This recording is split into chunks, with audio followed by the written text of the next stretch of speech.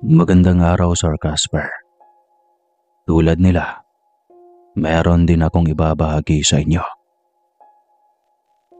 Kayo ang napili kong pagkatiwalaan nito sa isang sekreto ng aming pamilya. Itago mo na lamang po ang pangalan ko at ang lugar po namin para po sa kapayapaan ng pamilya namin. Tawagin mo na lamang po ako sa pangalang Maricel. Kami po ay nakatira sa isang liblib na lugar dito sa Batangas. Hindi ko na po babanggitin ang eksaktong lugar. Kami po ay napapalibutan ng bundok at dagat. Ang aking pong ama ay sulong anak lang ng lolo at lola ko. Kaya ayaw niya na mapapalayo kami sa kanila. Kaya dito na kami nanirahan, buhat ng ikasal ang aking mga magulang. Sa ngayon po ang lolo at lola ko ay wala na. Pero ang ikukwento ko po sa inyo ay noong nabubuhay pa sila. At ako ang kanilang paboritong apo dahil solo lang akong anak ng itay at inay ko. At ako lang lagi ang kanilang kasama dito sa kanilang lumang bahay noon pa man. Ang bahay pong ito ay isang antigong bahay na. Pero sa ngayon pong 2025 ay bagong-bago na. Dahil ipinagawa na po ito ng aking ama at nandito pa rin po kami sa kasalukuyan. Dahil po may iniingatan ng aming pamilya at yun po ang ikukwento ko sa inyo. Marapat lang po na pakiingatan ang aming mga pagkakakilanlan.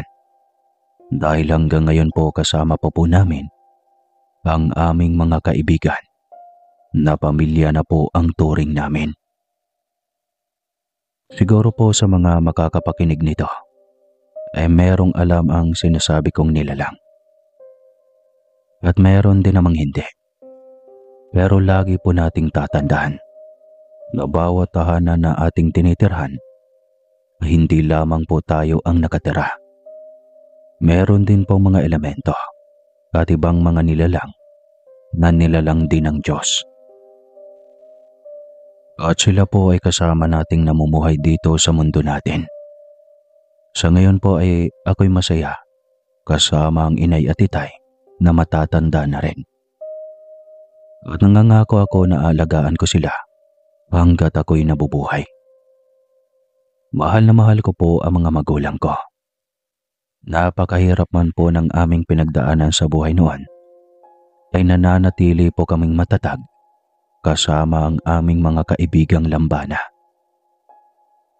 Nakatapos po ako ng pag-aaral at 2 taong kurso din po ang natapos ko. At hindi ko po yun nagamit dahil nag-asawa na ako at naging tagapagbantay dito sa bahay ng lolo at lola ko.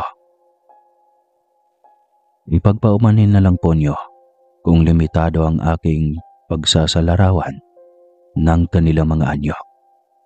Dahil ang sabi ng mga lambana, iba't iba daw ang nakikita ng mga mata natin. Basta po ang aking masasabi, maliliit po silang nilalang at mabilis silang lumipad kagaya ng tutube at bubuyog. Ang matatandang puno po kasi ay may mga lihim na butas at pumapayag ang mga matatandang puno na tirahan ang katawan nila ng kagaya ng mga nilalang na kung tawagin ay lambana. Balita rin ang ganitong elemento ay malimit makita sa probinsya ng Quezon at Bicol. May nabalitaan din po kami sa Laguna at nakausap pa po namin ang may-ari ng lupain. At yun na nga, dito ko po sisimula ng kwento. Taong 1960. Nang mabili itong lupainan na sa 1 hektarya ang sukat. Hindi pa ako isinilang doon. Inialok daw po sa lolo at lola ko ng isang kamag-anak. Noon daw po ito po ay isang liblib na lugar na halos purong kagubatan pa lamang. Ang kagandahan lang daw po ay meron itong bukal ng tubig at buhay at napakalamig. Kaya nagustuhan ng lola at lolo ko at wala daw pong ubos ang tubig dito. At doon daw po sila kumukuha ng inumin. Wala daw nakakaalam na may bukal ang lupaing ito. Kahit ang kamag-anak ng lolo ko ay hindi alam. Dahil matataas nga ang damo at gubatan ang lugar, hindi naman daw nila napapasok ang loob ng gubat nun. Noong mahawan ang kagubatan, nakita nga ng lolo ko ang napakalaking puno at mukha daw matanda pa sa kanya. At habang nagpapagawa na nga sila ng bahay, may napuna daw na basang lupa ang lolo at nagmumula daw sa ugat ng malaking puno. Kaya nagustuhan daw po talaga ng lolo at lola ko ang lugar na ito. At dito na nga sila bumuo ng pamilya. Nagkaanak na nga sila at ang itay ko ang naging bunga. At iisa lamang ang itay dahil yun lang ang gusto ng lolo ko. Gusto daw po ng lolo ko maalagaan at mapagpapaaral nila ang itay ko. At ayaw daw niya ng maraming anak dahil ayaw niyang maghihirap ang buhay namin. Kahit kasi may kaya sa buhay sina lolo, mahirap daw po ang pamumuhay noon. Mahirap kitain ng pera. Habang lumalaki daw po ang itay at malikot na daw po ito, sinimulan na daw po ng lolo ko na kulungin ang lugar na ito. At nilagyan nila ng matataas na bakod. Dahil noon daw po, ay aktibo pa ang mga taong labas. Lagi daw pong naglalaro ang itay sa kanilang malawak na bakuran na punong-puno ng puno ng prutas, may mangga, puno ng niyog at iba pa. Hanggang sa doon na lumaki ang itay. At bata pa lamang daw ang itay. Ang kalaro niya ay mga maliliit na paru-paro. At buong akala daw ng itay, ordinaryong paru-paro lamang ito. Nakikita pa daw ng itay na may pinapasukang buta sa malalaking puno sa tabi ng bukal ng tubig nila ang maliliit na kalaro niya. At bahay daw iyon ng kanyang mga kalaro, ayon na din kay itay. Dahil bata pa lamang ang itay noon, para sa kanya ay walang halaga ang mga ito at ordinaryong insekto lamang ang mga iyon sa kanyang paningin. Hanggang lumaki na ang itay at edad 10 na daw siya nang parang napapansin niya nakakaiba ang itsura ng kanyang mga kalaro at parang kakaiba din ang huni nila. Araw daw kasing may ulo at paa. At pag tinititigan daw ng itay, para daw anyong maliit na tao na may pakpak na parang mga paru-paro. Iyon nga daw ang tawag ng itay sa mga lambana. Akala niya ay paru-paro o butterfly ang kanyang mga kalaro. Hanggang sinabi daw niya sa lolo at lola at nagsimula na nga na alagaan nila ang tinatawag na itay na mga fairies o fairy. Sa una ay akala daw nila ay simpleng nilalang lang ang mga ito. Hanggang sa isang araw, naririnig na daw ng itay na parang kinakausap na siya ng mga ito at nauunawaan niya ang mga huni ng mga ito. Napansin na nga din ng lolo at lola na hindi sila naghihirap sa pera at lahat ng kanilang pananim tulad ng niyog, maisan, ay nagiging sagana. Halos ang ipon daw nilang pera sa bangko ay hindi nagagalaw. Maging ang namada daw na pera ng lola ay nananatili sa bangko. Basta daw pagpaubos na ang kanilang konsumo at bigas, may dadating na namimili ng gulay at prutas. Magkakapera na naman daw sila at kukuha na rin ang budget ng itay sa pag-aaral noon. Nagkakatinginan na lang daw sina lolo dahil bakit may pumapasok sa kanilang malalaking halaga. At muli daw magtatanim na naman ang lolo at lola ng mga gulay. At isang linggo lang halos, maputol daw ang sanga ng mga gulay nila lola dahil sa napakadami ng bunga nito. Kaya nakabili daw sila ng sasakyan noon. Kaya hindi sila harapan na makakalabas ng kabayanan at nakapag-aral ang itay ko ng maayos. Nakapagtapos na nga ito sa bayan ng sekundarya. Hanggang may mga pangyayari daw po sa lugar na iyon na kakaiba. Lalo na ang malalakas na kalamidad. Pero laging nakakaligtas ang lolo at lola ko. May mga pangyayari daw po na malakas sa bagyo at lindol.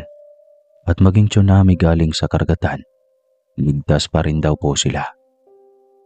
Yun daw po ang pinagtataka ng lahat, maging ang kanilang mga kapitbahay noon. Kung bakit daw parang nilihis ang sakuna o sama ng panahon sa lupain ng lolo at lola ko. Malawak-lawak din po kasi ang pag-aari ng mga lolo at lola noon. At nagtataka sila dahil ang mga katabi nila ay sirang-sira ang mga puno pag dumaan ng bagyo. Pero ang lugar daw po na tinatayuan ng bahay namin ay hindi man lang daw ito nasisira. Cesar, nakakapagtataka naman. Ang aming mga niyugan at mga puno ay nangatumba. At ang mga halaman namin ay nasira. Samantalang ang iyong mga pananim ay hindi man lang naapektuhan. Parang lumis ang bagyo sa lupain mo. Wika daw ng mga may-ari ng lupa na malapit sa lupain ng lolo. Baka naman nagkataon lang pare. Ako man ay nagtataka din. Nagpasalamat na lang ako sa Panginoon at walang nangyari sa amin. Kumusta kayo? May maitutulong ba ako sa inyo? Sagot naman ng lolo. At naging usap-usapan na nga ang himalang nangyayari sa lupain ng lolo. Doon daw kasing taong 1970, may sunod-sunod ang kalamidad. At buong akala nila nagkataon lamang na lagi silang nakakaligtas. Pero habang tumatagal, nagtataka na daw po sila, maging ang aming mga kamag-anak. Sabi daw po ng lolo, nakakapagtaka naman na ilang beses na silang hindi napapahamak sa mga dumadaang kalamidad. Hindi ka ba nagtataka, Carmen? Bakit parang ang lugar na ito ay sagrado? Napapakinggan natin sa radyo na may paparating na malakas na bagyo, pero hindi natin nararamdaman. At Carmen, lagi tayong maluwag sa pera. Hindi kaya may nakatira sa ilalim ng lupain natin? Saad ng lolo. Yan din, Cesar, ang aking iniisip. Bakit nagkakaganyan ang ating lupain? Napakayabong ng ating mga tanim na prutas at gulay. Pero wala naman akong nakikita o nararamdaman na kakaibang tumitira sa lupain natin. Wala akong nakikitang masama, Cesar. At kung tutuusin, natutulungan pa nga tayo.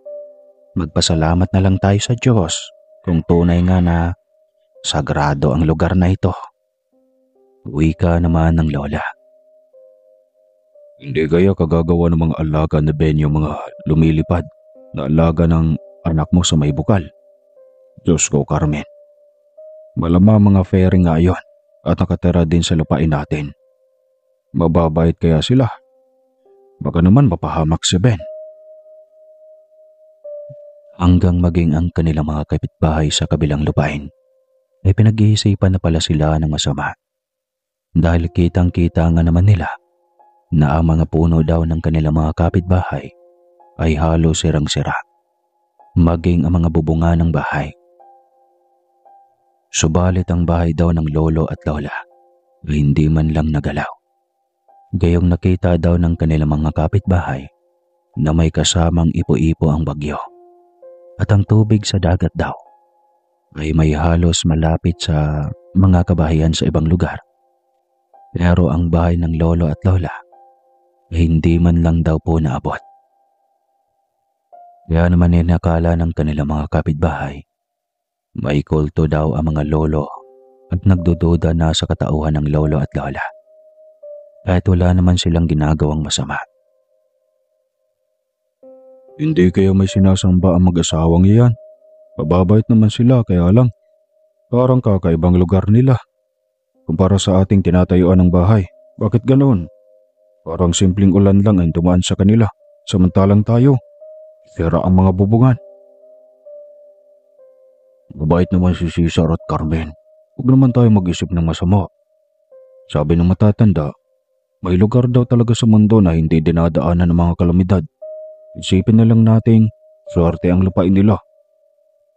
Bulungan naman ng mga matitinong tao sa barangay namin. Dahil mabait ang lolo at lola at madaling lapitan, hindi naman lahat ng aming mga kabarangay ay naging masama ang tingin sa kanila. Ang akin ngang kutob kaya hindi natatakot ang mga kaibigan ng itay ay ramdam nila na mababait ang lolo at lola ko. Hindi naman naglaon. Nanawaan naman ng mga kabarangay namin ang mga lolo at lola ko. Nawala nga silang kinalaman sa mga nangyayaring kakaiba sa lupain nila. Mabait nga kasi ang lolo at naging barangay chairman pa nga ito taong 1979. At maraming natulungan kahit pa pinansyal kasi ang lolo ay mapera nga. Marami itong natutulungan oras na lumalapit sa kanya ay hindi niya pinakawalan.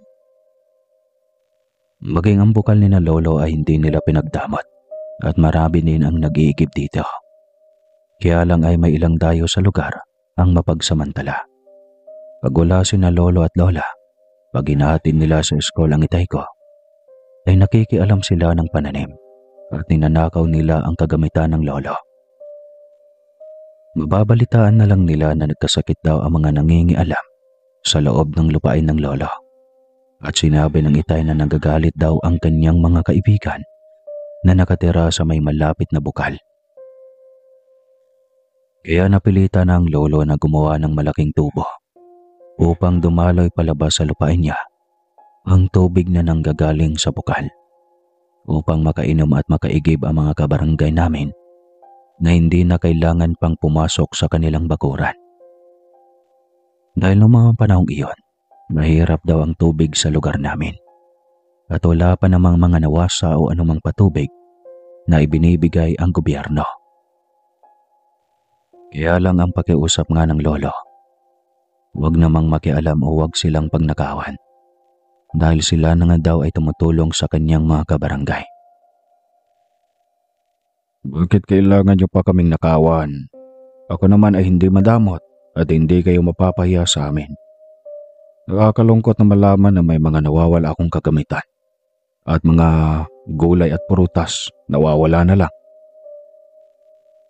Pasensya ka na, Tio. Siguro ang mga iyon ay mga dayo sa barangay natin. Hayaan mo at babantayan po namin ang mga naigib sa bukal nyo. Marami din ang mga kaibigan ng lolo na nagmamalasakit at binabantayan nga nila ang tubo na may nilalabasan nga ng tubig na galing sa bukal. At marami din ang nagsasabi noon na para daw nakakagamot ito sa mga karamdaman tulad ng mga lagnat at mga sakit sa katawan na nararamdaman ng matatanda at kabataan. Unay nga yata si Sar na nakakagamot ng karamdaman ang tubig sa bukal. Sa edad natin, wala akong matatandaan na nagkasakit tayo. Maging si Ben, lumaki na malasog. Diyan lang naman tayo umiinom sa bukal. Uwi ka ng lola na nagtataka na rin. Kung ganon, lambana nga ang nakatara sa punong iyon, ang katabi ng bukal. Ang sabi ng matatanda, sa una nanggagamot daw ang mga lambana at may mahika daw ang mga ito. Alagaan natin silang mabuti. Walang mawawala sa atin kung aalagaan natin sila, Carmen. At kumalat na nga sa buong barangay ng lolo at lola noon na mahiwaga ang tubig hanggang sa makarating na daw ito sa kabilang barangay. May mga dumadayo na rin taga-kabilang bayan para umigib ng tubig at pumapayag naman sina lolo at sinabi niya na hindi niya pwedeng ipagdamot ang tubig. Baka daw magalit at matuyo ito. Buhat nga noon ang itay ko ay nauunawaan na niya na ang kanyang mga kaibigan na nakatira sa malaking puno sa tabi ng bukal ay mga lambana. At unawang-unawa na ng itay na hindi basta paro-paro lamang ang kanyang mga kaibigan. Kaya minsan ay pinasasalamatan daw ito ng itay dahil nga sa bukal na ang alam ng itay, bigay ito sa kanya ng kanyang mga kaibigan. Mula nga noon ang naunawaan na nga ng itay ang mga huni ng mga ito. At sinasabi daw ng mga lambana na ang bukal ng tubig ay para sa lahat. Kahit pa natatakot ang lola noon dahil nga napapalapit na ang itay sa kanyang mga kalaro na hindi nila maunawaan kung anong klaseng nilalang ba yun at ewan daw ba niya. At nawawala naman daw kaagad ang kanilang pag-aalinlangan sa mga lambana. Basta ang tawag ni itay sa kanyang mga kalaro ay fairies o lambana. Pero ang katuwiran ng lolo, hanggat hindi sinasaktan ng itay, ay okay lang sa kanila. At bukas naman ang kanilang isipan sa mga engkanto o elemento na talaga namang meron sa lugar na iyon. Nagpapasalamat na lang daw ang lolo noon dahil may tumutulong sa kanila. Kahit pa hindi nila lubusang nauunawaan kung bakit sila tinutulungan ng mga ito at kung bakit silang napili na maging kaibigan. Basta anak, ang payo ko sa iyo, huwag mong sasaktan ang mga kalaro mo. Dahil naniniwala kong hindi sila basta paro-paro lamang o fairy tale. At kung nauunawaan mo ang kanilang mga huni, ibig sabihin, kinakausap kanila sa iyong isipan. Yung mahalaga ay tuloy lang ang ating buhay dahil nararamdaman ko anak, gumiginhawa ang buhay natin dahil sa kanila. Huwag po kayong mag-alala, itay.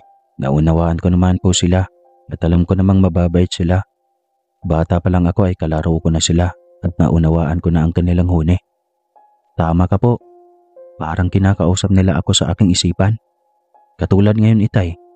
May nagbabanta daw na kalamidad muli at may masasamang loob na nagbabantang kukunin ang ating bukal. At sisirain daw ito. Mga taong labas daw ito.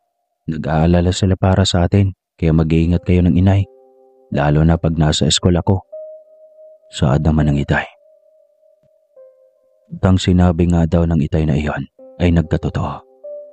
Dahil ilang araw daw ang lumipas, may isang sasakyan daw na maali-aligid sa lupain ng lolo.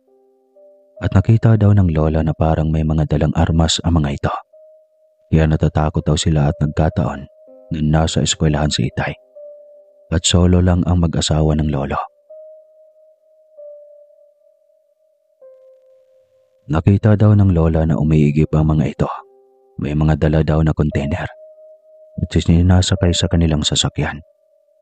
Sinabi naman ng lolo na ayos lang yan, basta't huwag silang sasaktan.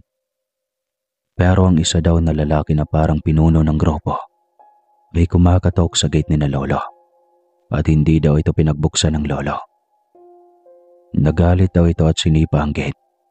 Nagulat na lang daw ang lola nang makitang nasakta ng paa ng lalaki at sumisigaw daw ito.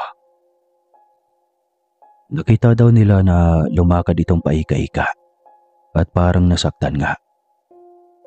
Nagkatinginan na lang daw ang mag-asawang lolo at sinabing mahiwaga daw talaga ang naninirahan sa kanilang lupain. Nakita mo yun, Cesar? Malinaw pa ang mata ko. Parang may mga lambana sa gate natin. Nasaktan ng lalaki. Kaya safe talaga tayo basta huwag tayong magpapapasok dito sa loob ng bakuran natin. Tama, mahiwaga nga sila Carmen. Duda ako sa mga taong labas. Huwag naman sana tayong sakta ng mga ito. Buhat nga daw noon, pag may mga kalalakihan na nagbabalak pumasok sa bakuran ng lolo, bigla na lang daw sumisigaw ng aray. At alam na daw ng lolo na kagagawan ito ng mga kaibigan ng itay. Dahil sa kanila naman talaga ang bukal at hindi nagustuhan ng mga lambana ang pagsipa ng lalaki sa gate ng lolo.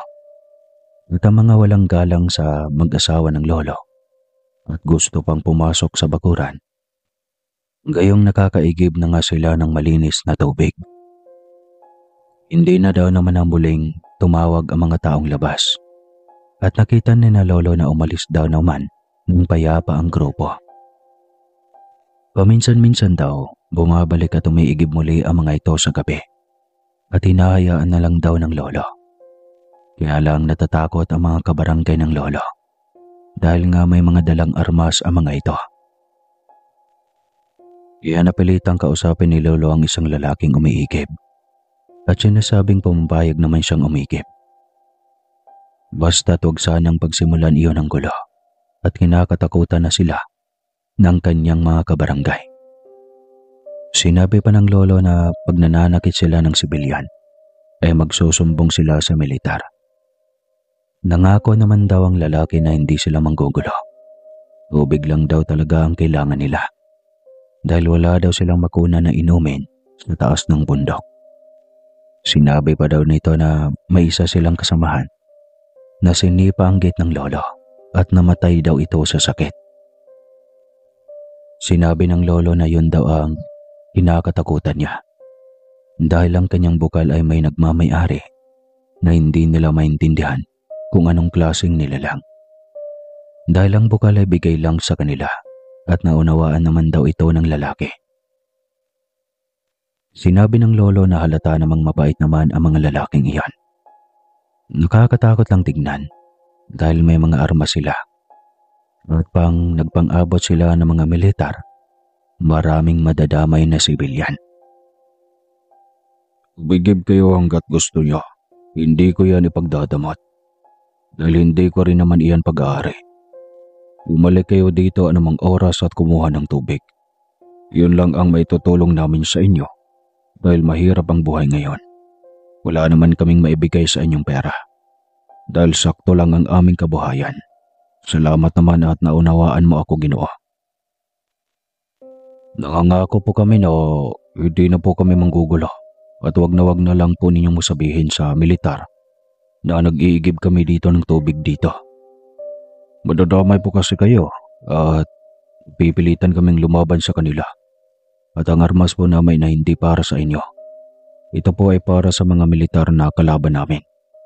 Pero kung mananatili po tayong tahimik at walang nagsusumbong sa militar na napunta kami dito, payapa po ang barangay niyo, Manong. Sagot naman daw ng lalaki. Pero dahil na rin sa mga matatabil na dila ng mga kabarangay ni Lolo, nakarating din sa mga militar ang pagpunta doon ng grupo ng mga taong labas. Kaya naman hindi na rin daw bumalik ang grupo at naaawa naman ng lolo at sinabi niyang may kanya-kanya namang paniniwala ang mga tao at kung yun ang ipinaglalaban ng mga taong labas, wala naman silang karapatan na makialam.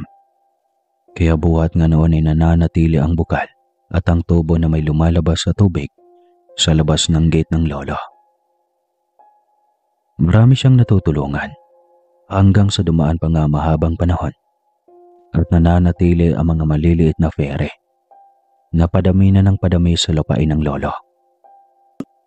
Napupuna pa daw ni Naitay na parang pamilya ng lambana ang tumitira sa malalaking puno.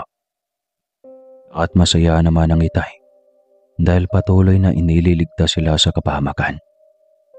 Nagugulat na lang daw ang lolo sa umaga dahil napakarami na ng lumilipad na parabang tutubi. Pero pag lalapitan daw nila, ay kakaiba talaga ang anyo nila. Sabi pa ng Itay, may ulo daw na parang sa tao, may tenga, may bibig, at may paa. Mahirap mang paniwalaan, natutunan na daw ni Naitay na alagaan ng mga ito. At isang umaga nga, narinig na naman daw ng Itay ang matitinis na huni nito at sinasabing magtanim daw ng mga halaman na namumulaklak.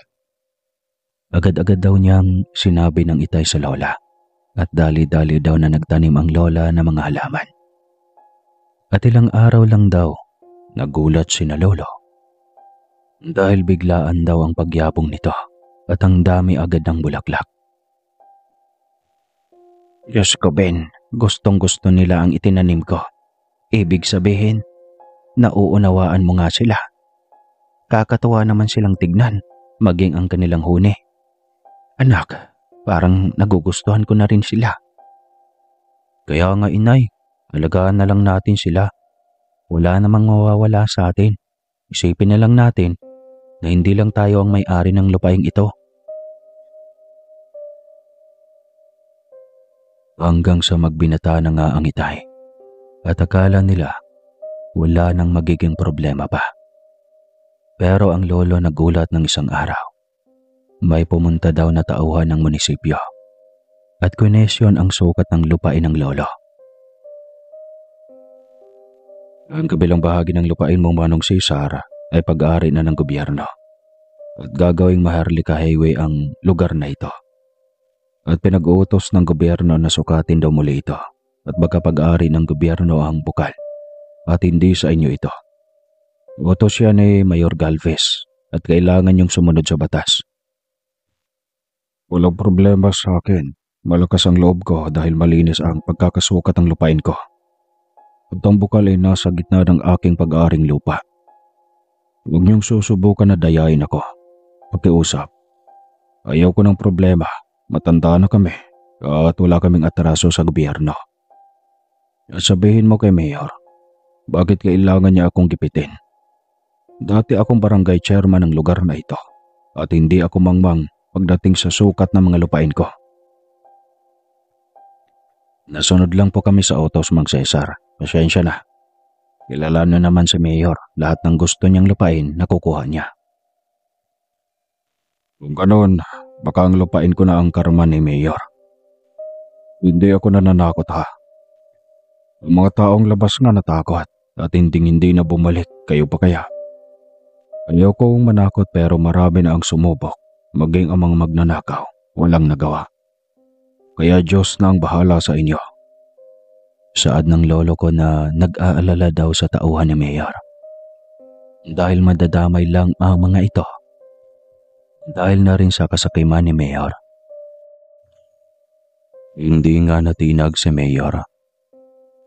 Kahit na maraming nagpapayo dito, na huwag gagambalain ang lupain ng lolo ko. Kahit ang mga kabarangay nila noon ay nagpapayo sa mga tauhan ni Mayor na huwag gagalawin ang lupain ito. Pero matapang pa rin si Mayor at ang katwiran daw nito, siya ang masusunod. At muli nga ang pinasukatan ni Mayor ang lupain at may kung anong kadayaan ang ginawa dahil nasa kanyang panig naman ang batas. At nabayaran niya ito kaya nahati ang lupain ng lolo.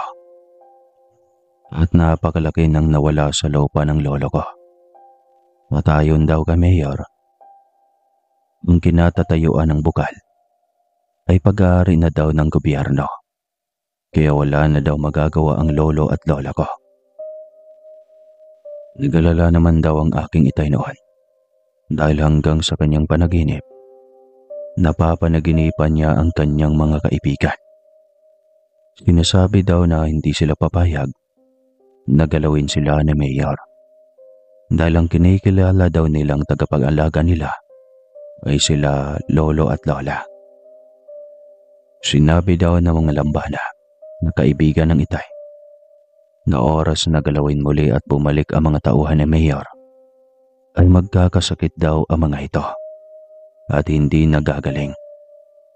At maging si Mayor daw ay kanilang gagambalain.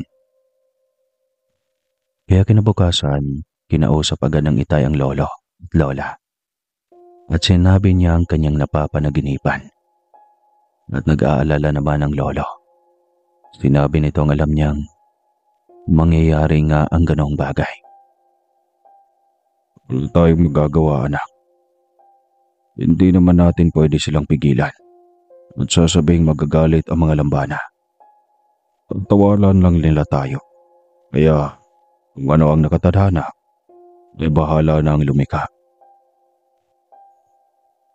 Sa muling pagbabalik nga ng mga tauhan ni Mayor, ay may dala ng kagamitan at high-tech na mga panukat. At pilit na nilalagyan nila ng tanda ang lugar na iyon daw ay pag-aari ng gobyerno. Sara, bakit ganon? Napakalinaw naman ang titulo natin. Maging ang sukat ng arkitek na kamag-anak mo. Bakit? Halos hinati na yata nila ang lupain natin. Ayaw nilang tignan man lang, Carmen, ang pinapakita kong titulo. Nanginginig ang kalamnan ko sa galit. At tignan mo, Carmen. Nalilibo ang mga lambana Nangingilabot ako sa mangyayari. Kitang-kita nga ng lolo at lola ang mga lambana na naglalabasan sa puno. Napakarami nila at naghahanda para sa parusahan ang mga tauhan ni Mayor. At wala silang pakialam sa hinaing ng lolo. Basta tuloy ang kanilang ginagawa. At hindi naman totoo o hindi nila kinikilala ang hawak na titulo ng lolo at lola ko. Doon na nga nagsimula ang gulo. Dahil bigla na lang daw umulan ng malakas at napakalakas ng hangin sa lupain lang ng lolo ko. Pag-aalis daw naman ang mga tauhan ng mayor at patungo na sa tabi ng highway, ay nawawala agad ang ulan, ura mismo. Kaya nangatakot daw ang mga tauhan ng mayor at bumalik na lang sa munisipyo. Pero napagalitan lang sila ni mayor at pinabalik muli sa lupain ng lolo ko. Nabalita pa ng lolo at lola ko na marami daw natanggal sa trabaho dahil sa galit ni mayor. Dahil marami daw sa tauhan ni mayor ang hindi na bumalik sa trabaho at nag-awol na ang mga ito. Dahil ayaw na nilang bumalik sa lupain ng lolo. Dahil natatakot nga sila sa mangyayari. Saksi si Itay sa naganap na napakalakas na hangin at napakalakas na ulan.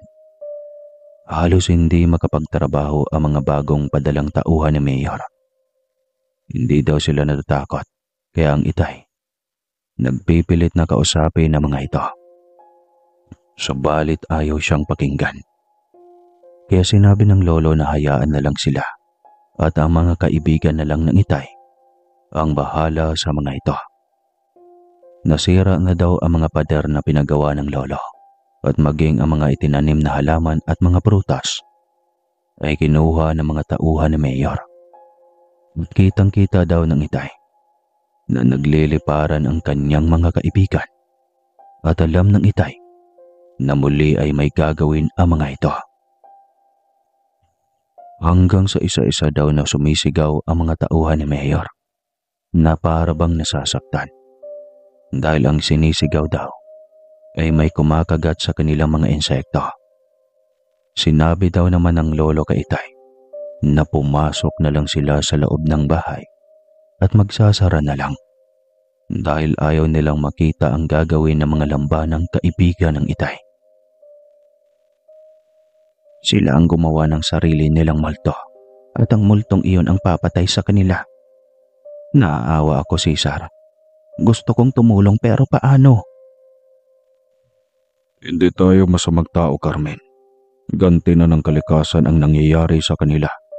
Wala na tayong magagawa pa. Maging ang Itay daw ay bumubulong at pilit daw kinakausap ang kanyang mga kaibigan.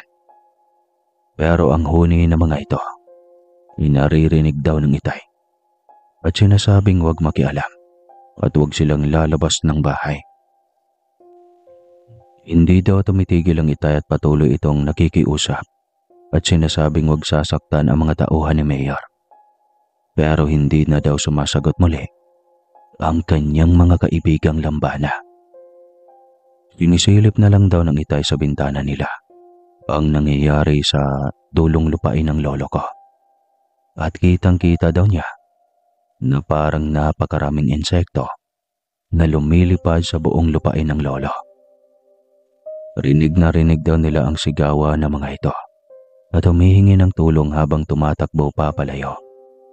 At ilang araw pa nga, nabalitaan daw ni na Itay na ilan sa mga tauhan ni mayor ay nagkasakit at namatay. Pilit namang pinapatawag ni mayor ang lolo at balak daw kasuhan. Pero tinulungan ang lolo ng kanyang mga kamag-anak at kumuha ng magaling na abogado. At sinabi ng abogado ni lolo na walang karapatan si mayor na ipatawag ang lolo ko. Nagkataon pang may ilang mga kamag-anak na politiko ang lolo sa bayan namin at kontra kay mayor. Kaya mas maraming kumampi kay lolo. Dahil nga wala naman itong ginagawang masama at walang nilalabag na batas. At mula nga noon Inilaban daw ng lolo at ng mga kamag-anak nito ang lupain nila. At sumuko din daw ang nakaupong mayor dahil walang gustong tumistigo. Nabalitaan din ni na Itay na maging si mayor ay dinapuan na din ng malalang karamdaman at hindi na muling nakatakbo sa pagka-mayor. Sinabi daw ng Itay sa mga lambana na nalulungkot siya dahil may namamatay. Sana wala nang madamay na inosenteng tao mga kaibigan ko. Ayoko na may namamatay na walang kinalaman at inutusan lang naman sila ni mayor. Bulong daw ng Itay habang nakaupo sa gitna ng lupain ng lolo. At sumagot daw kay Itay ang mga lambana na ganon daw talaga ang buhay at mangyayari pa daw ulit ang ganon sa darating na panahon. Ang iyon pa nga ang isa pang kakayahan ng mga lambana. Alam na nila ang mangyayari sa hinaharap. Alam nila na talagang magaganap ang ganong gulo at handa naman na daw silang iligtas ang pamilya ko. Muling ibinalik ng lolo ang kanyang mga pader at muling ibinalik ang mga nasirang halaman at mga puno ng prutas. At nakakapagtaka dahil wala pa daw isang linggo, buhay na daw ang mga itinanim ng lolo at lola. At ang bulong daw ng mga kaibigan ng Itay ay wala na daw pang makakapakialam sa lupain ng lolo. Hindi daw sila papayag na muling mangyari iyon.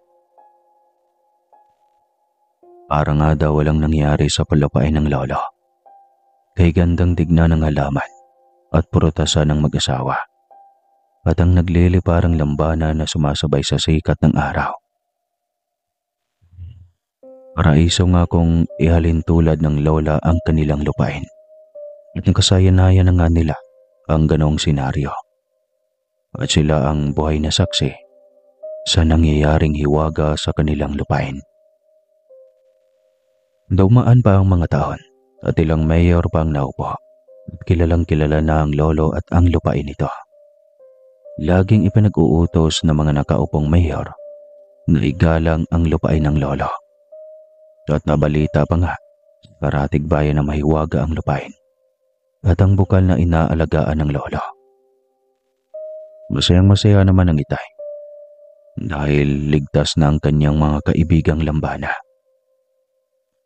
Dahil kolehiyo na ang Itay noon, napilitan na siyang mag-aral sa Manila kasama ng kanyang mga pinsan. At ang lolo at lola ay naiwan sa Batangas.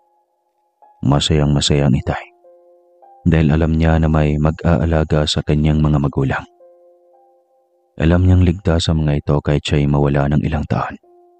At kahit malayo ang Itay, nananatili daw sa kanyang panaginip ang maliliit niyang mga kaibigan. At habang tumatagal, nagtatagal na lang daw ang Itay. At kahit siya ay nasa Maynila, ay nasusundan siya ng mga lambana.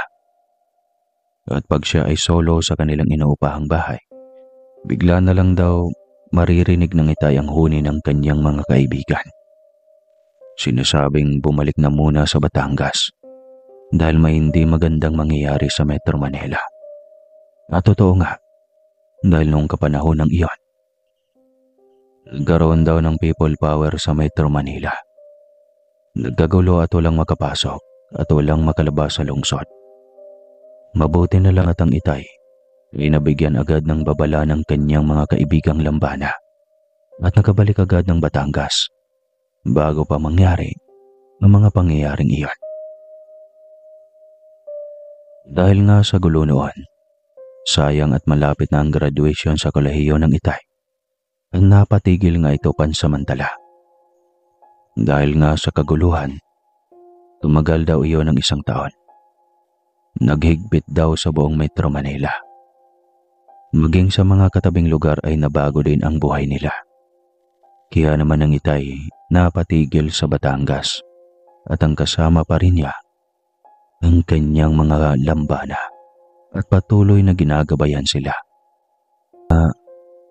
Dahil nga maedad na rin naman ang Itay at binata pa naman, Sinubukan daw ng Itay na magnegosyo ng hayupan at nagsabi siya sa kanyang mga kaibigan at sinabi naman ng mga ito na sila ang bahala.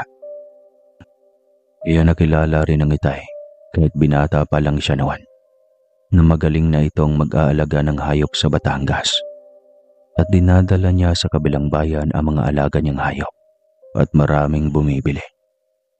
Dahil malulusog daw ang mga hayop na alaga ng Itay at walang katulad. Nagpapasalamat naman lagi ang Itay sa kanyang mga kaibigan.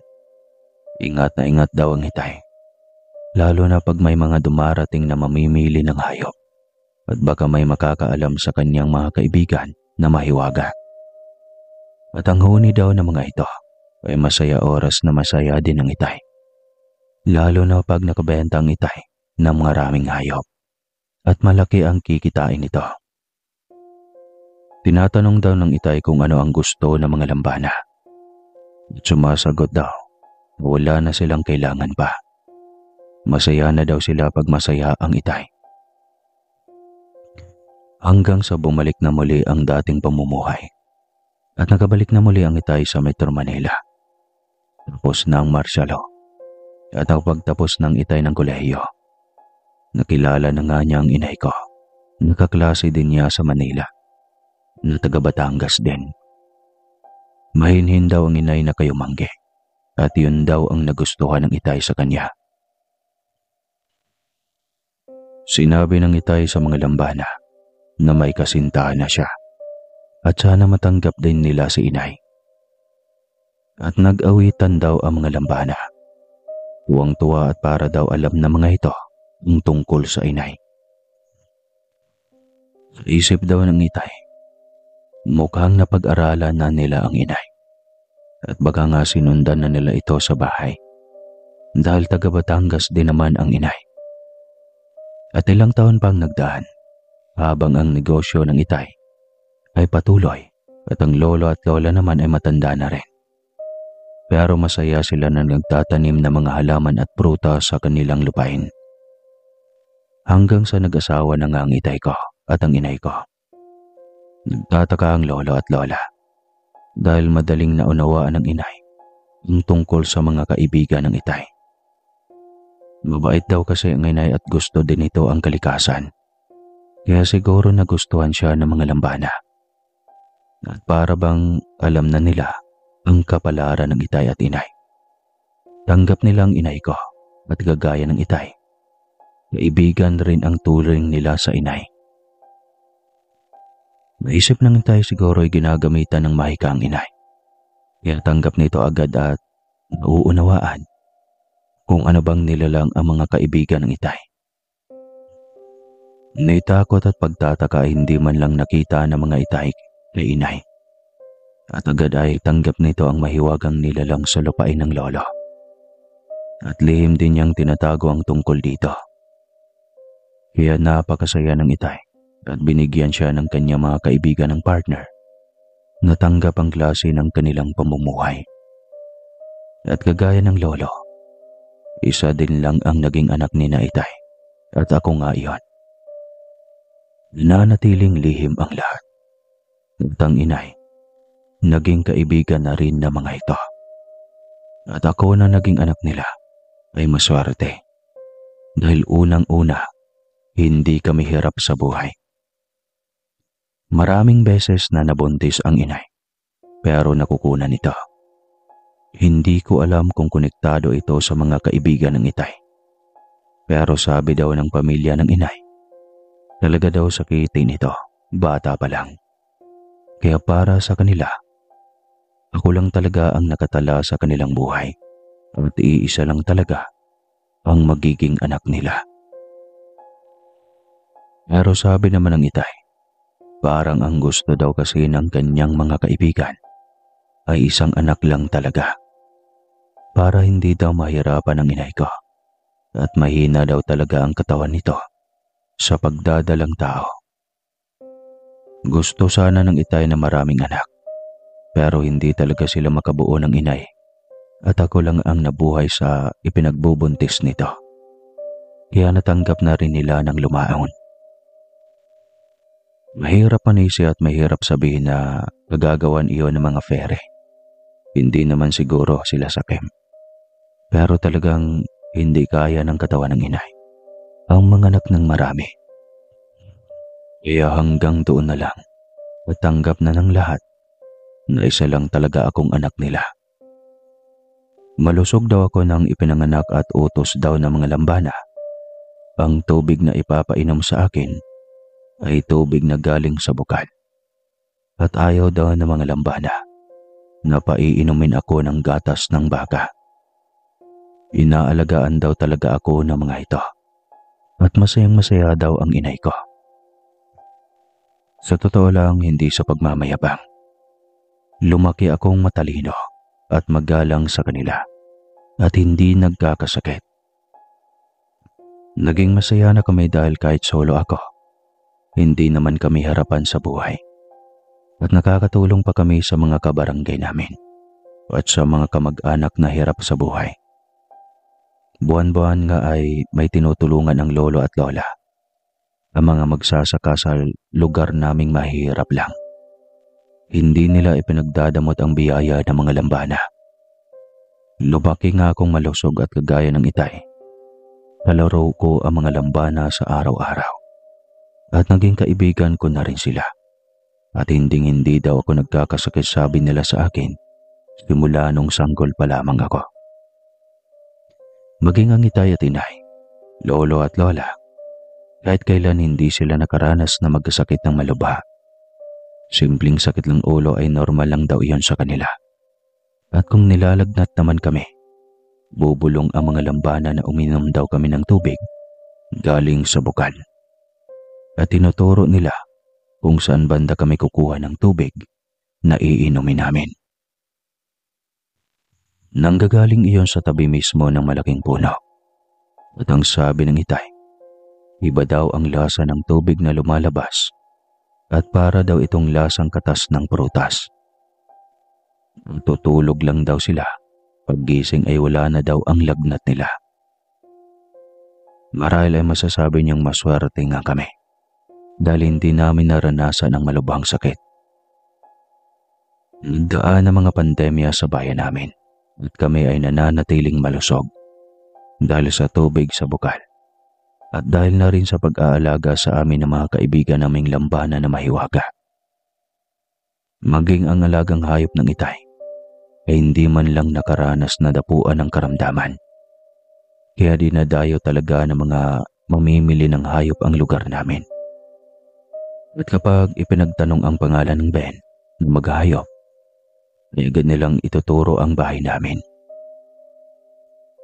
Gaya ng itay, lumaki din akong walang kalarong kapwa ko bata.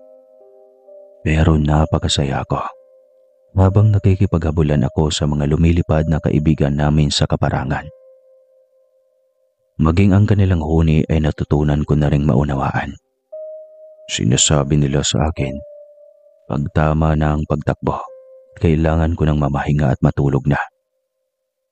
Pagising ko ay agad sila ang nakikita ko. Labas-pasok sila sa kwarto ko. Sa ganong senaryo nga ako lumaki. Hanggang sa eskwelahan ko noong elementarya, ay nakikita ko sila. At ako lang ang nakakakita sa kanila. Sa palagay ko, ang tingin sa kanila ng mga kaklase ko at guro ay mga normal na insekto lamang. Mukha kasi silang tutubi at bubuyog at hindi na sila pansin ng mga kaklase ko. Dahil na rin siguro sa bilis nilang lumipad at maliit lamang.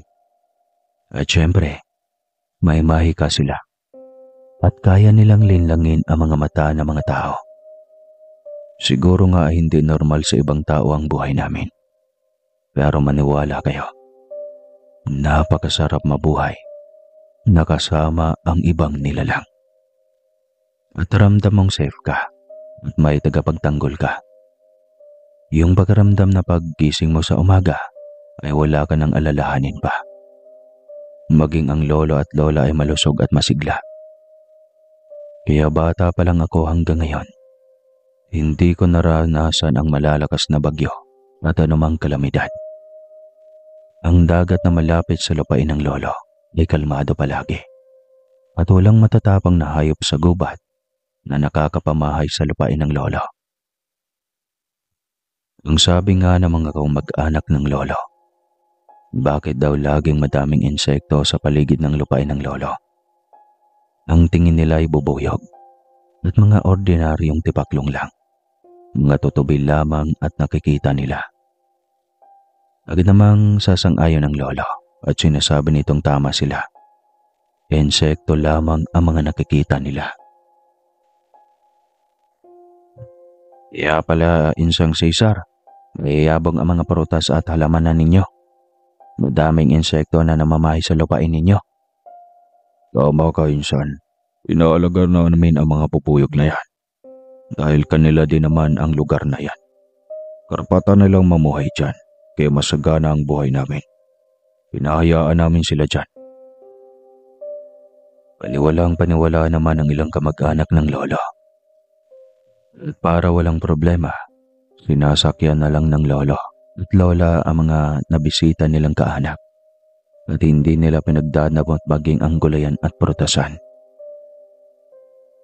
Pero habang tumatagal, nang pumasok na ang taong 1990, akala namin ay wala nang magiging problema pa. Nagsimula nang magbago ang paligid namin. Naging sibilisado na ang lugar namin. Ang mga kamag-anak ng lolo ay binenta na ang kanilang mga lupain dahil mga nangamatay na sila. At mga anak na nila ang namamahala dito. At ang iba naming kapitbahay ay gayon din naman. Hindi naman nila mapipigilan na hindi nila ibenta ang kanilang lupain dahil nangangailangan sila ng pera minsan. Hanggang sa pumasok na nga ang Maharlika Highway o yung sinasabi ng gobyerno na malaki nilang proyekto tungkol sa kalsada sa buong Pilipinas. Ang National Highway at napakalawak na nga ng ginawa nilang kalye patungo sa kabilang bahagi at nagdudugtong ito mula sa Batangas at Quezon. Nasaksihan pa nga ito ng lolo at lola at matanda na rin ang mag-asawa. Nananatili silang matatag dahil wala naman silang magagawa kundi manatiling buhay at alagaan ang kanilang lupain. Dahil hindi naman nila pwedeng ibenta ito at tanggap na nila ito. Dito na nga pumasok ang mga mayayaman at mga negosyanteng sakim. Inipilit nilang bilhin ang malawak na lupain ng lolo at kung ano-anong paninira at pananakot ang ginawa nila sa mag-asawang matanda na. Wala silang galang sa lolo at lola ko. Maging ang itay ay nagagalit na rin sa mga taong pinipilit na bilhin ang lupain namin. At iyon ang kinakatakutan ng itay. Ang makaramdam siya ng galit dahil nagagalit din ang kanyang mga kaibigang lambana. Elementarya pa lamang ako noon at talagang kitang-kita ko na iba't ibang tao ang kinakausap ng lolo. At kahit pang presyo ay napakalaki ng halaga, hindi pa rin pumapayag ang lolo. Talaga namang hindi niya pwedeng ibenta ang kanyang lupain. Lagi niyang ipinapaliwanag sa kanya mga nakakausap. Pero may mga tao talagang lahing demonyo. Gagawin ang lahat para lang makuha ang gusto nila. Paumanin po ninyo, not for sale po ang lupain ko. May anak po ako at kanya po itong pag-ari pag nawala na kami sa mundo. Kahit po titriplihin niyo ang presyo, hindi ko po ito ibebenta. Hirap mong pakiusapan, Manong. Hindi ko naman bibilin lahat. Napakalawak ng lupain mo. Yung parteng may buhay na bukal ang gusto ko. Magkano ba? Nakatapatan ko ng ilang milyon. Kayo po ang mahirap kausap. Sa palagay mo ba kailangan ko ang pera? Hindi kami harap sa buhay at huwag mong ipagmalaki sa akin na mayaman ka. May prinsipyo ako at pwede ba? Makakaalis ka na. At galit nga na umalis ang matandang mukhang milyonaryo. At may naghatid ng balita sa lolo na nasiraan daw ng sasakyan sa daan ang mga ito. at naaksidente pa ang mayamang lalaki papauwi ng Maynila. Alam kong may kinalaman ang mga kaibigan naming mahiwaga dahil hindi lang isa o dalawa ang nagtungo sa bahay namin. Marami sila at lahat mayayaman at lahat may nangyari sa kanila kapag papabalik na ng syudad. Naglalaway kasi sila sa bukal na nasa lupain ng lolo. Marami kasing pwedeng gawing negosyo. Oras na ang isang lupain ay may bukal ng tubig. Pwede itong gawing resort at yun ang gustong-gusto ng mga negosyante. Hanggang ang ilang sangay ng gobyerno ay medyo ginigipit na rin ang bandang unahan namin. At nakuha na nga sa lolo ang ilang bahagi ng kanyang lupain. Pero sinabi ng lolo na ayos lang yon dahil nasa batas naman na talagang pag dinadaanan na nga ng National Highway ang isang pribadong lupain, ay kailangan magbigay ang lahat ng may-ari ng lupa na madadaanan at babayaran ka lang nito. At pag nalalaman ng mga nakapwesto sa gobyerno na may buhay na tubig sa lupain ng lolo, nagkaka-interes pa rin ng mga ito. Pero nang malaman nila ang kwento noong mga nakaraan, natatakot naman ang mga ito at hindi na ginagalaw ang lupain ng lolo. Pero ang mga ordinaryong tao lamang na pera lang naman ang kanilang makapangyarihan ang talagang pinipilit gipitin ng lolo. Kaya hindi namin masisisi ang mga kaibigan namin na gumagawa ng aksyon, lalo na pag may mga taong aali-aligid na naman sa lupain ng lolo. Nag-iisip sila at nagpaplano ng masama para sakaling ibigay ng lolo ang nais nila. At lagi namang nakahanda ang mga kaibigan namin na bantayan kami. At tumating din ang mga tao na kinakatakutan muli ang lupain ng lolo dahil sa mga masasamang loob na nagpipilit pumasok dito. Pinaparusahan nga sila ng mga lambana na naninirahan sa lupain namin. Nababalitaan ito ng mga dayo sa lugar at kabilang bayan. Hanggang sa kumakalat ang balita na may kakaibang nilalang daw ang nakatira sa lupain ng lolo. Habang tumatagal at lumalakad ang panahon, pasama ng pasama ang mga tao. At dito na nga pumasok ang kwento ko tungkol sa kamag-anak ng lolo ko. Ang napangasawa ng kamag-anak ng lolo ko ay napakayaman ito at negosyante ito sa Maynila. At sinabi nito na kailangan niya makuha ang lupain ng lolo dahil gusto niya itong tayuan ng napakalaking resort. Kinausap ang lolo ng kanyang mga kamag-anak at sinabi nilang gusto nilang bilhin ang lupain ng lolo sa ayaw at sa gusto nito. Belen, alam mo ang kwento ng lupain ko at kamag-anak kita. Hindi ka ba natatakot sa nalabas sa bibig mo? Oo, at mayaman ang napangasawa mo. Pero gusto mo bang mapahamak ha? Diyos ko naman, Tio Cesar, computer era na ngayon at high-tech na ang lahat ng bagay. Anong akala mo sa amin? Naniniwala pa sa mga engkanto at mga diwata ko no sa lupain mo. Mayaman ang asawa ko at Phil-Am. Hindi sila naniniwala sa kalokohan ng kwento mo. Magkano ba ang parte ng lupain mo na may bukal ha? Yun lang naman ang gusto ng asawa ko. Isa ibang tao pa ang makinabang. Di ako na at kamag-anak mo ako. Napakatigas ng ulo mo, Belen. Matanda na kami ng tiyahin mo. At alam mong hindi papayag si Ben. Wala na ako magagawa. Ikaw ang gumagawa ng problema mo. At ako bilang tiyuhin mo. Hindi ako nagkulang ng payo. Makakaalis ka na, Belen. Baka dumating si Ben, mag-aaway lang kayo. Masamang galitin si Ben. Ayaw kong magkalamat ang ating pamilya. Dahil lang sa gusto ng asawa mo. Uwi ka ng lolo at tumayo na ito. At iniwanan ng kanyang pamangkin. Nagalit na galit ang ate Belen sa lolo. Hanggang sa nabalitaan ng lolo na nabili na pala ni ate Belen Ang kabilang lupain na katabing-katabi ng lupa ng lolo. At hanggang doon sa taas ng bundok at sa tabi ng dagat, nagtayo ito ng napakalaking resort. Talagang mayaman nga ang napangasawa nito. Noong una ay wala namang nangyayaring masama sa kamag-anak namin na yon. Ang palagay ng itay, alam na mga lambanan na kadugon namin ang Ate Belen.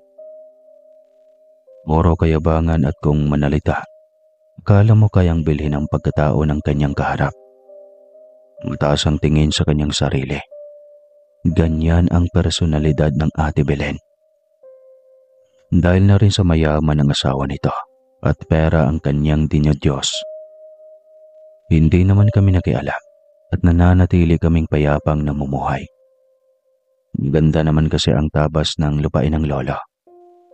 At napapalibutan na kami ng matataas na pader at walang makakapasok dito. Dahil sa inaalagaan nga namin ang bukal at ang mga kaibigan namin. Pero hindi pa rin naalis ng mag-asawa ng Ate Belen. At talagang interesado pa rin sila sa lupain ng lolo. Dahil mapera sila, lahat na lang ay ginagawa nila. Para lang mabuisit at mapapayag ang lolo. Naibenta sa kanila ang dulong bahagi ng lupain nito na may bukal. Hanggang sa isang araw nga, nag-utos ang asawa ng Ate Belen sa kanyang mga tauhan. Napiliting makapasok sa mataas na pader ng lolo at lagyan ng laso ng bukal. At doon pa lang nagkamali na sila ng desisyon. Nagsisimula pa lang silang umakyat sa pader ng lolo. Nagsimula na ring gumawa ng hakbang ang mga kaibigan namin. At ang dala-dala nilang laso na nakalagay sa galon, sumabog daw ito at tumama sa mga mukha ng mga tauhan ng Ate Belen. At masakit man tanggapin ang 5 taong inutusan ng Ate Belen, lahat ay namatay dahil nainom nila ang lason at ang iba naman ay nakuhanan ng parte ng katawan dulot ng pagsabog. Nakasuhan pa sila ng pamilya ng mga ito at nakulong ang mag-asawa ng panandalian. Muling kinausap ng lolo ang Ate Belen at sinabing hindi siya magtatagumpay. At mula nga noon, ang pamilya ng Ate Belen na kamag-anak ng lolo ay naging kalabang mortal namin. Dahil mapera ang Ate Belen, nabili nila ang batas at nakalabas sila. At nalaman na rin namin na ang kabilang lupain ay nabili na rin nila. Kaya naman, ang kanan at kalawang bahagi ng aming lupain ay puro commercial space. At kami na lang ang nananatiling nakatira sa gitna na may malaking bahay at malawak na lupa. Kung ano-ano ang mga pinapagawa ng Ate Belen sa kanilang mga lupain. Gumawa pa sila ng paraan na masipsip ang bukal ng tubig na nasa lupain ng lolo. Bumili sila at bumayad ng mga high-tech na kagamitan para makuha ang tubig ng bukal. Pero hindi pa rin sila nagtatagumpay. Nagsimula na rin mabuisit ang negosyo ng Ate Belen.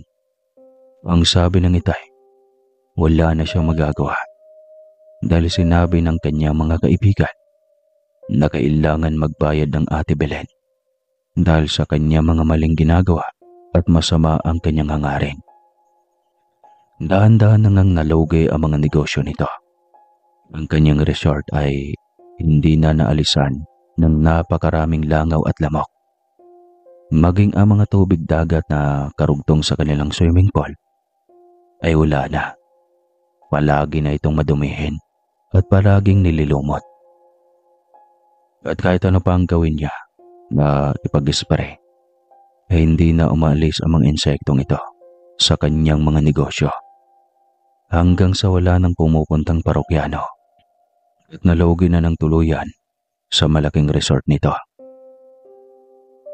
Sa kabilang bahagi naman ng kanyang lupain, nagsimula ng lumambot ang lupa at sinasabi ng mga expert na hindi na ito pwedeng tayuan pa ng bahay. Lagi din kami nakakaramdam ng mahinang lumilindol at hindi pa rin makahalata ang Ate Belen sa nangyayari sa buhay nila. Lahat ng negosyong itinatayo nila at ang ibang lupain na nabili nila ay binabalak na nilang ibenta muli. Pero wala nang bumibili.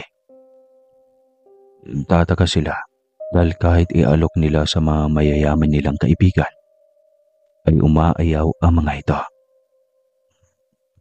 Sinabi ng Ate Belen na luging-lugi na sila at lalo namang nagalit ito sa amin. Dahil kung nabili daw niya agad ang lupain ng lolo na may bukal ang tubig, ay hindi siya malulugi at hindi sila maghihirap. Isang araw nga habang papauwi ang Itay sakay ng kanyang sasakyan, galing ito sa kanyang kaibigan na nagpapahanap ng mga hayop. Kaya agad na pinuntahan ng Itay at sinabing bibigyan niya ito ng hayop sa murang halaga lamang.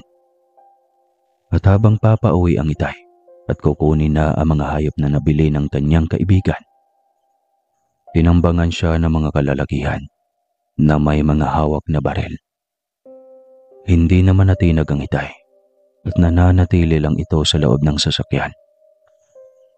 Pinagbabaril daw ang gulong ng sasakyan ng Itay. Nagdasal na lang daw ang Itay at sinabing hindi niya kagustuhan kung ano man ang mangyayari sa mga taong gustong gumawa ng masama sa kanya. Kayo na ang bahala mga kaibigan ko. Patawad po, Diyos ko. Hindi alam ng mga taong ito ang kanilang ginagawa. Bulong ng Itay. At kitang-kita daw ng Itay na wala pang 5 minutong ang mga baril daw ng mga masasamang loob ay kusang pumuputok sa mga sarili nila. At sila mismo ang nagbabarilan. Napaluhan na lang ang Itay dahil kitang-kita na ang nangyari. Agad daw siyang tumawag ng pulis at hindi na siya umalis sa loob ng kanyang sasakyan. Rinig na rinig daw ng Itay ang huni ng kanyang mga kaibigang lambana at sinabing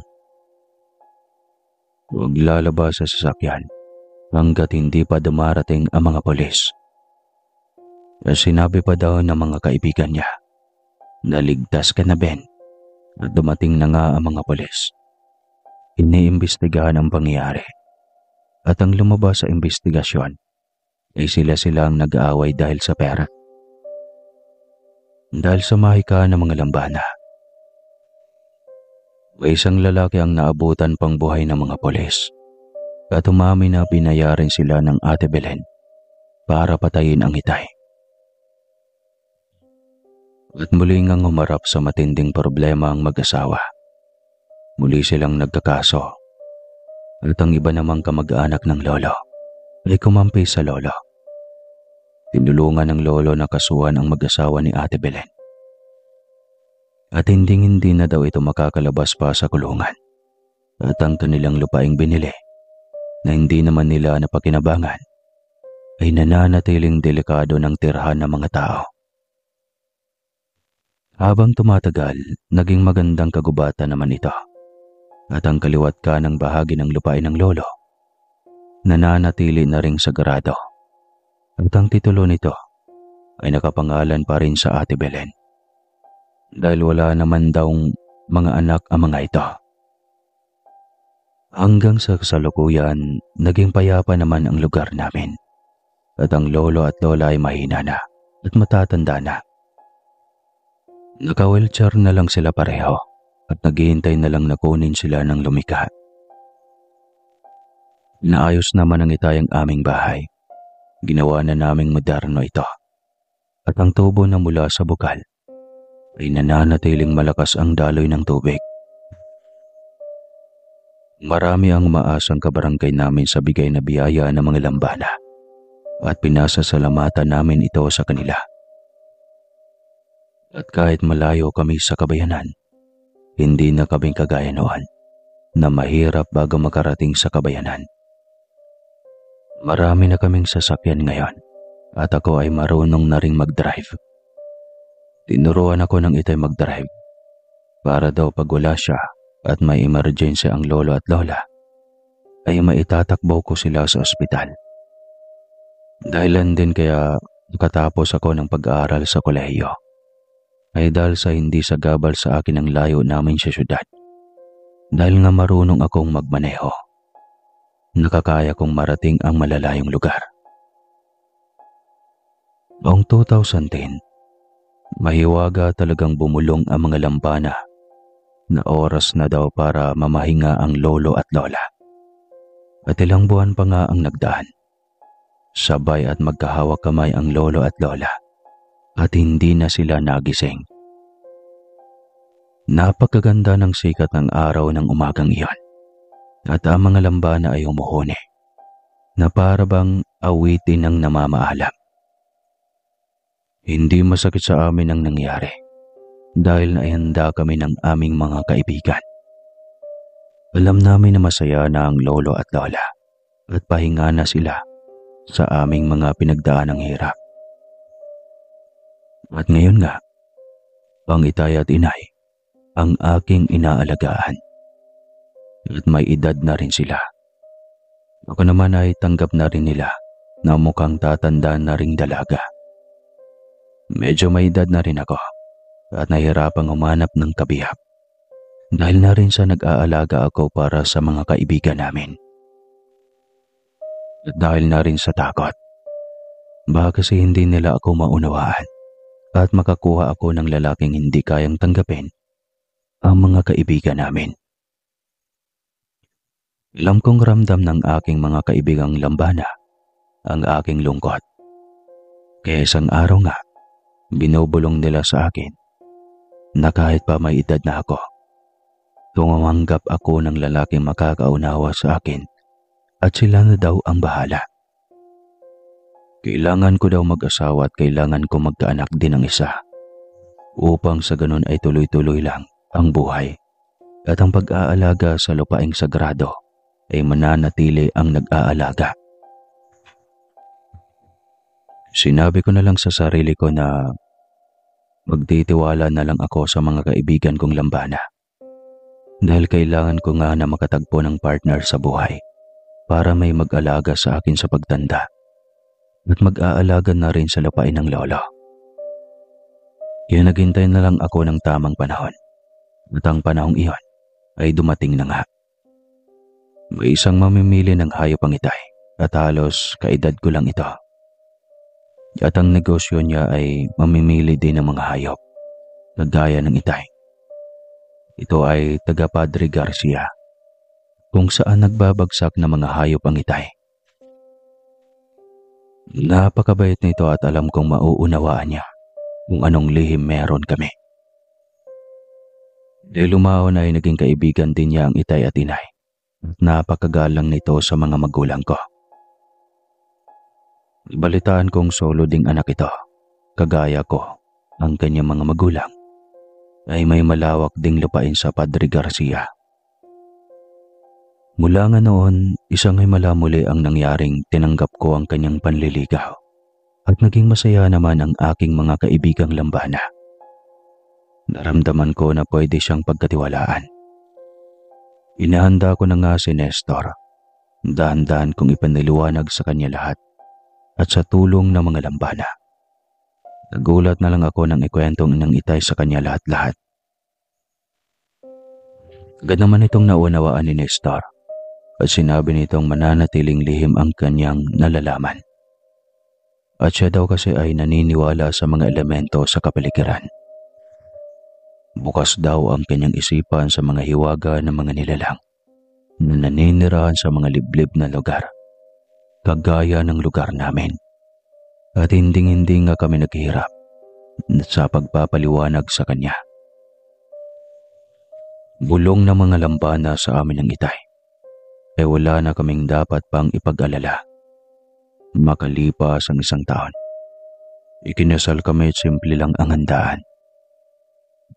Pamilya lang niya at pamilya namin ang mga bisita. Dahil may edad na kami, mas pinili namin sa wish na lang kami ikasal. At sa loob nga ng isang taon, nabuntis ako at nanganak ako ng isang batang lalaki. Masayang-masaya naman ang aking mga kaibigang lambana dahil ang anak ko daw ang susunod na mag-aalaga sa kanila at tuloy-tuloy lang daw ang buhay hanggat kaya daw nilang pangalagaan ang lupain ng lolo ko. Hinding-hindi daw sila aalis sa lugar at mananatiling tutulong sa aming mga kabarangay. At gagabayan niya kaming mag-asawa. Aalagaan ang anak namin at sila na daw ang bahala sa iba pang bagay. Ngayon nga, Sir Casper, mahina na ang itay at inay. Malungkot naman dahil alam kong hindi na sila tatagal. At sinabi ng mga lambana na yun lang ang kaya ng kanilang mahika dahil ang lumalang pa rin ang may hawak ng buhay ng tao. Kami namang mag-asawa ay tanggap ang lahat dahil maging ang aking biyanan ay may mga sakit na rin. At ninadalhan na lang ni Nestor ng tubig galing sa bukal para ang mga sakit sa kanilang katawan ay hindi pa masyadong lalala. Ang anak ko nga pala ay nagsisimula ng maglaro at kagaya namin ng itay, ang aming mga kaibigan ang kanyang kalaro sa araw-araw. Iyon ang kwento ng buhay ko, Sir Casper. Hanggang ngayon po kapiling namin ang mga lambana sa aming lupain. Mawala man ako sa mundo, alam kong ipagpapatuloy ng anak ko ang nasimula ng lolo at lola ko. Kung may kalintulad man akong kwento at may inalagaan din kayong kaibigan na hiwaga sa mga lupain nyo, maswerte po kayo at isa din kayo sa napili nila. Magpasalamat po tayo sa Diyos at may kagayang nilang handang tulungan tayo sa lahat ng kapahamakan. Muli po, Sir Casper. Ako po si Maricel ng Batangas.